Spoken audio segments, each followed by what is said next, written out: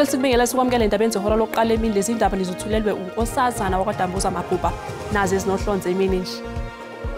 Ngempela ingane zonke zishonile.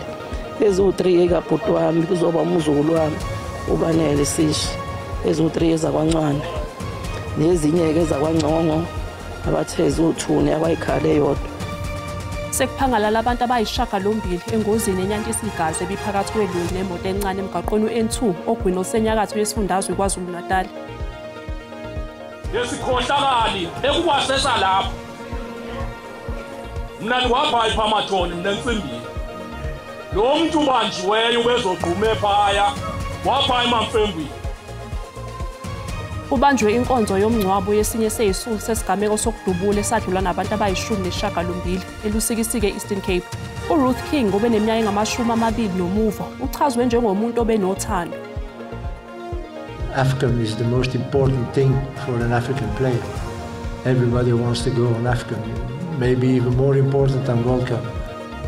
Ibafana Bafana izobhekana neCongo Brazzaville emidlalweni okuhlungene eAFCON yangonyaka ozayo eGqeberha namhlanje kusihlwa.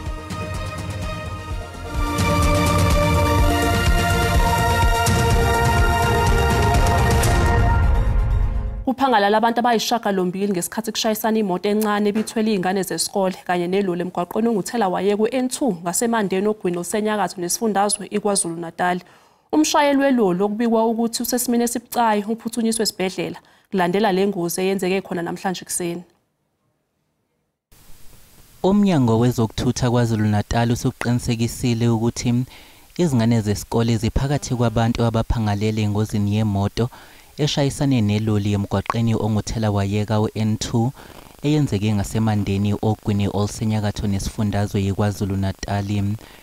Kule ngozi enyantisa igazi kuphangalele abantu abayisishagalombili ujuqu kwathi umshayeli weloli okubikwa ukuthi usesimeni esibucayi waphuthunyiswa esibhedlela. It's one of the painful trajectories that is taking place. We've heard it in the morning, then we have to just come straight to the scene.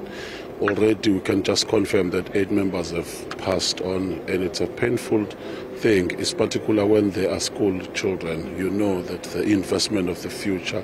Just want to wish all the people to understand that at this point in time, they must just drive safe on the road. And the condolences to all the families, and we're just going to be with them closer.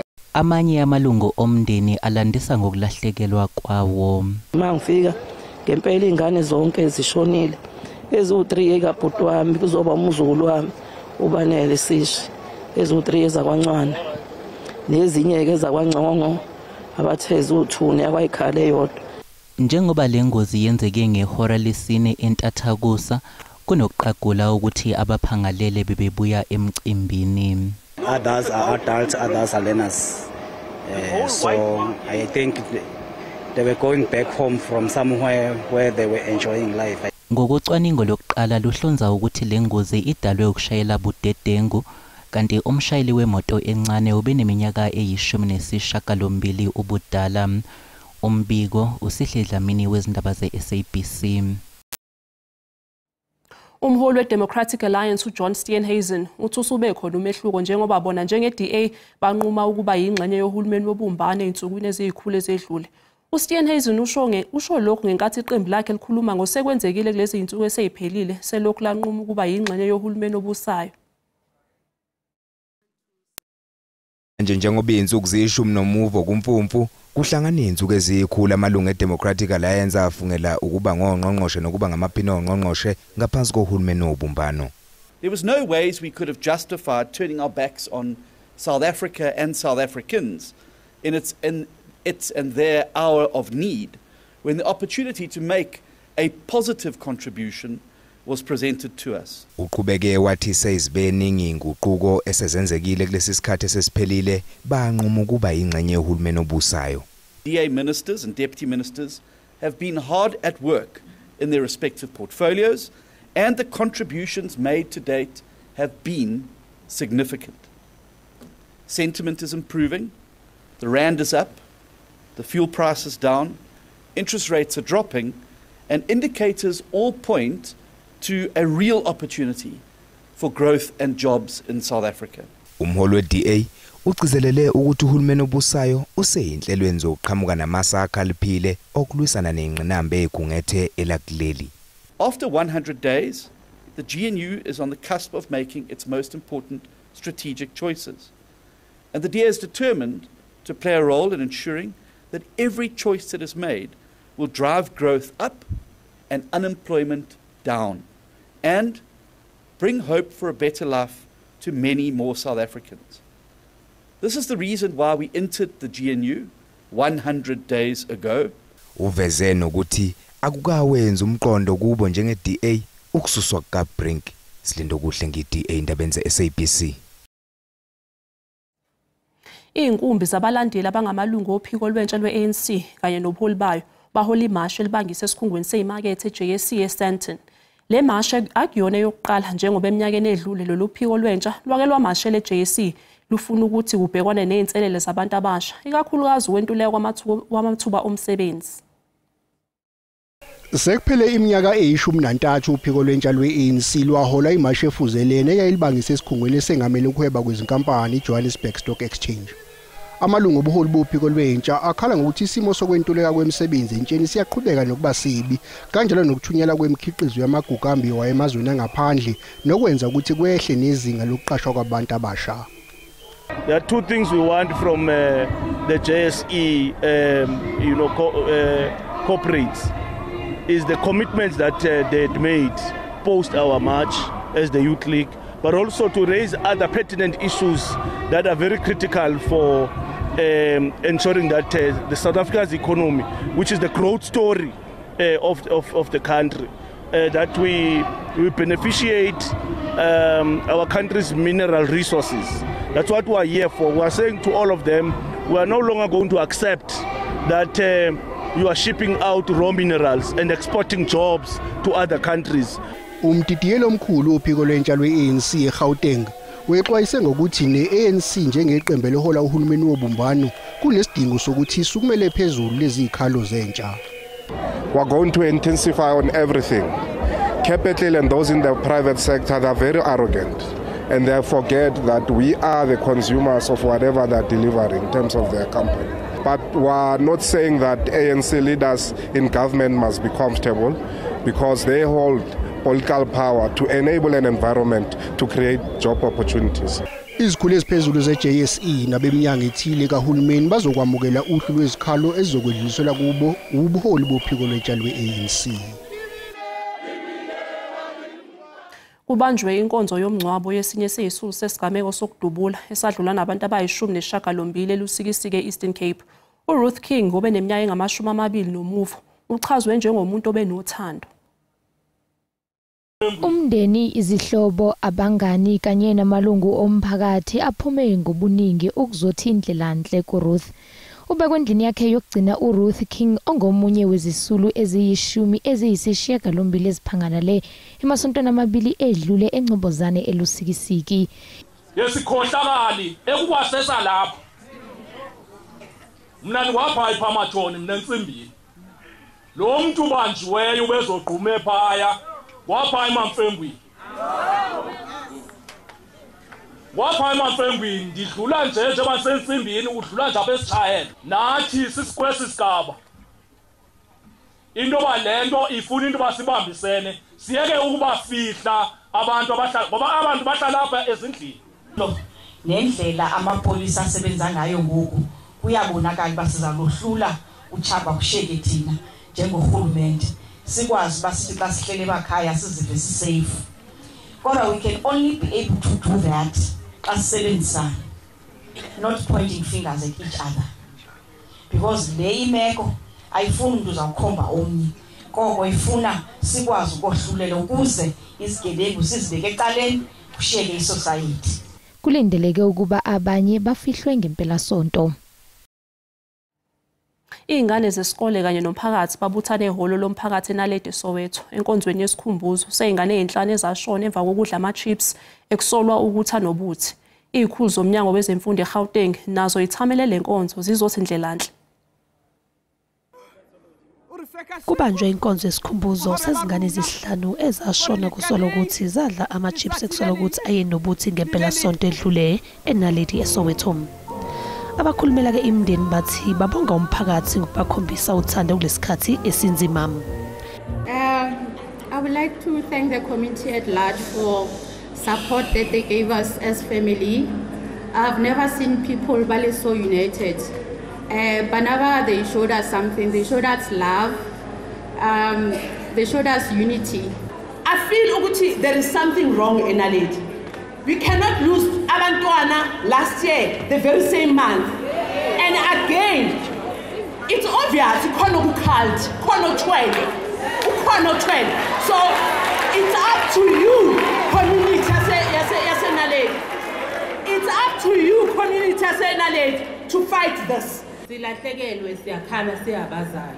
Ukhulumela umnyango wezemfundo eGauteng uSteve Mabona uthi lezi ingane zizonika umncwabo osezingeni.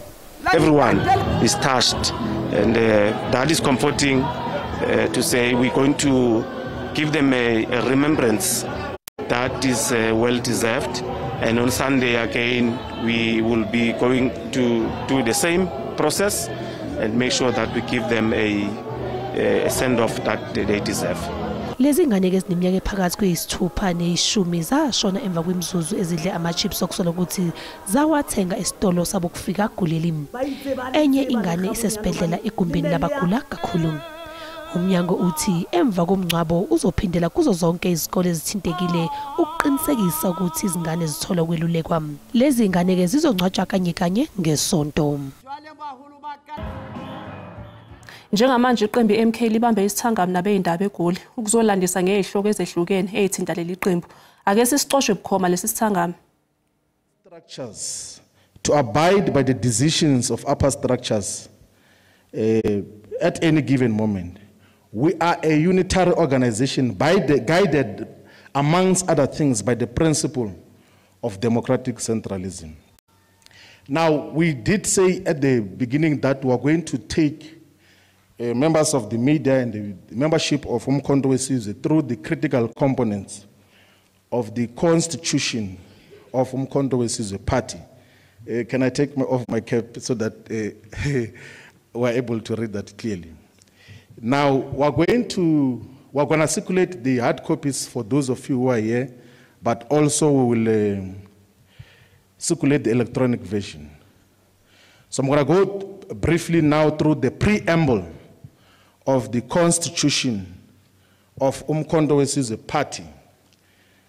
It reads as follows, that we, the indigenous people of the African continent, and all people of African ancestry all over the world share the common scars of slavery, colonization, and colonialism which dispossessed us of our land, natural and economic resources, dignity, heritage, culture, languages, and identity.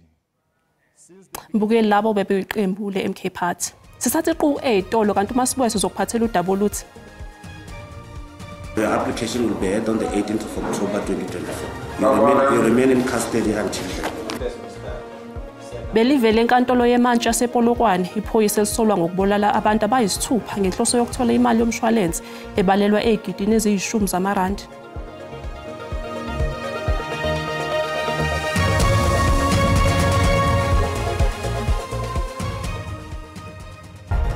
Sikubingelele sokwamukela uma ngabe usanda ngena odabeni oluphambili sibiye ukuthi sekuphangalala abantu abayishagalombili engozini enyantisa igazi ebiphakathi kwedloli nemoto encane emgwaqweni we-N2 ogwini olusenyakatho yesifundazwe iKwaZulu Natal.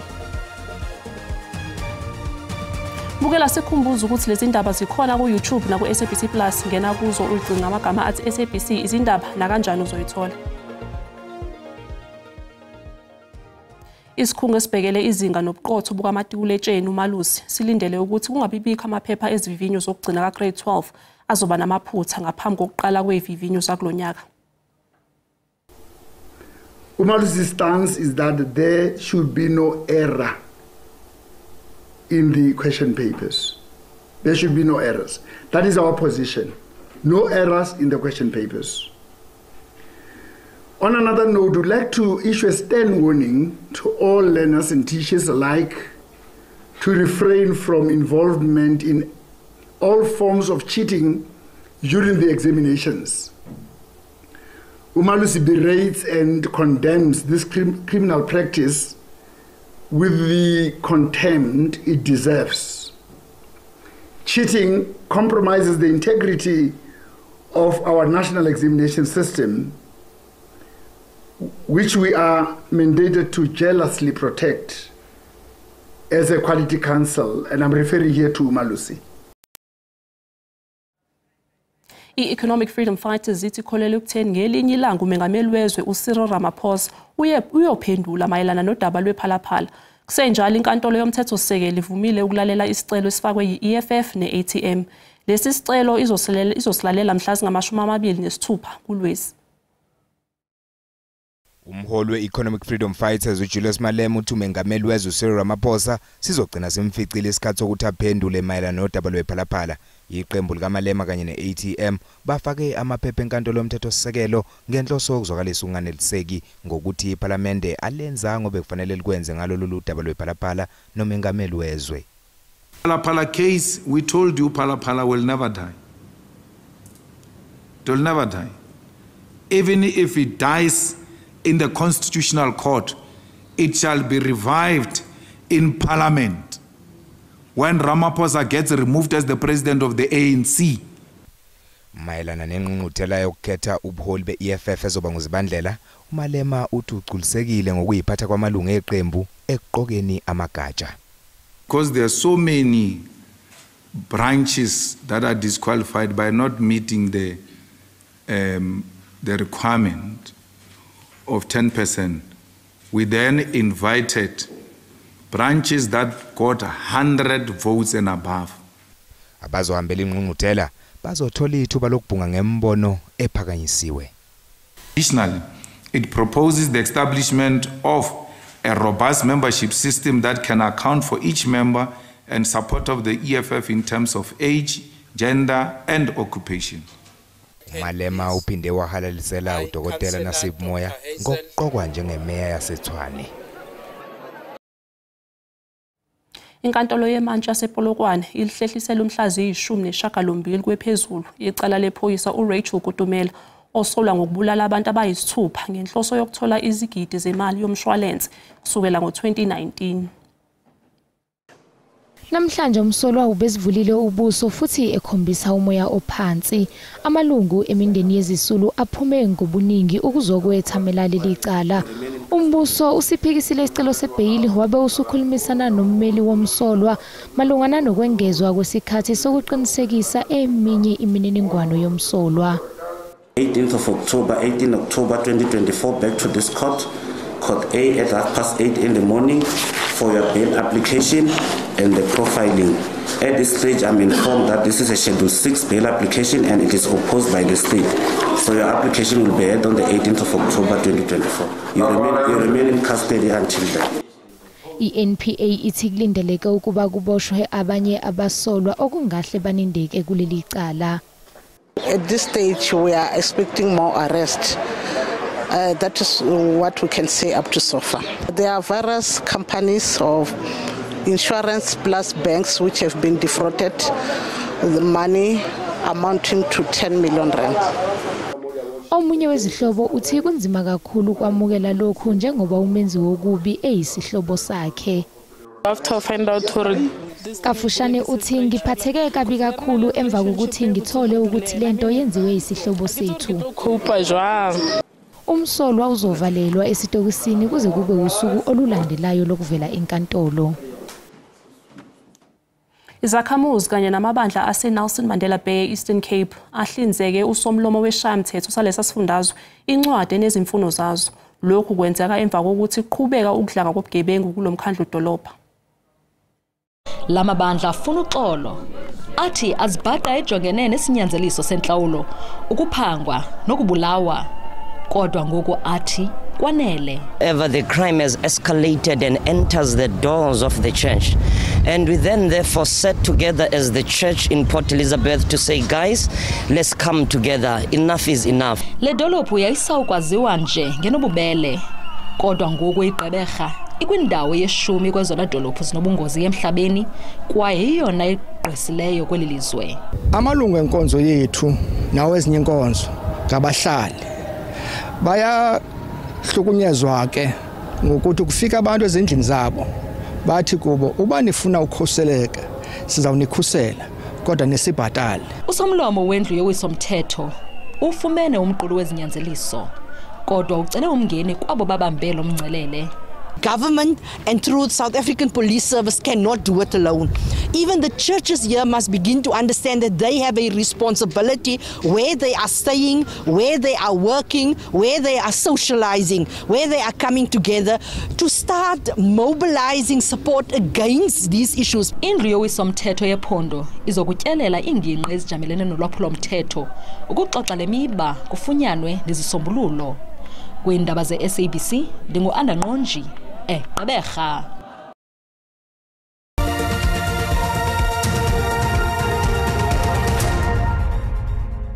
Umqeqeshi wabafana bafana uHugo Brosh uthi iqembu lakhe liwulungele umdlalo walo wakusihlwa wokuhlungela iAFCON emva kokubhekana nezingqinamba ezimbalwa kuleli sonto okubalwa kuzo ukulimala kwabadlali kanye nokulaxazwa kukaJaden Adams eqenjini ngenxa yokungaziphathi ngendlela. Leli qembu lizotholana phezulu neCongo Brazzaville eGqeberha namhla kusihlwa. Izinguquko ezenziwe ekugcineni kanye nokufika ngemzuzu yokugcina kweqembu bafana ezobhekana nalo akubathusa abafana.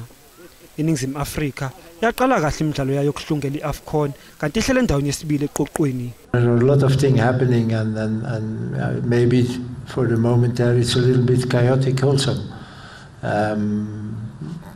But again, those are professional players and I said it already before, AFCON is the most important thing for an African player.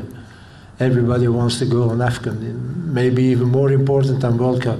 Ukapteni webafana uRonwen Williams odabuka khona eGqeberha ukuthakasela kakhulu ukudlalela ekhaya. Yeah, no, it's a proud moment for me. Just playing in front of my people, a stone throw away from where I was born. Yeah, it's just an amazing moment for me, and you know, just to be part of the national team as well. Lo mdlalo uzoqala ngehora lesikhombisa namuhla kusihlwa. Umhlahlo wesimo sezulu uyalandela emva kwekhefu.